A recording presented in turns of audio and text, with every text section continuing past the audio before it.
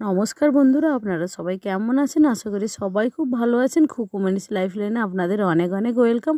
তো আপনারা এখানে দেখতে পাচ্ছেন কিছু সবজি কেটে রেখেছি। হ্যাঁ, ওর মধ্যে রয়েছে বিনস, আলু, গাজর আর ফুলকপি।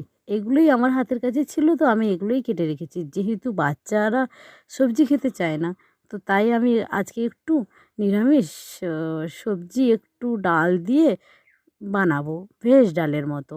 তো যাই হোক, সবজিগুলো প্রথমে আমি কেটে ধুয়ে ভালো করে রেখেছি। তারপরে একটু তেলের মধ্যে নুন দিয়ে একটু তেলটা গরম হয়ে যাওয়ার পর ফুলকপিগুলো দিয়ে বেশ ভালো করে নাড়াচাড়া করে নিচ্ছি, যাতে ওর কাঁচা গন্ধটা না যায়।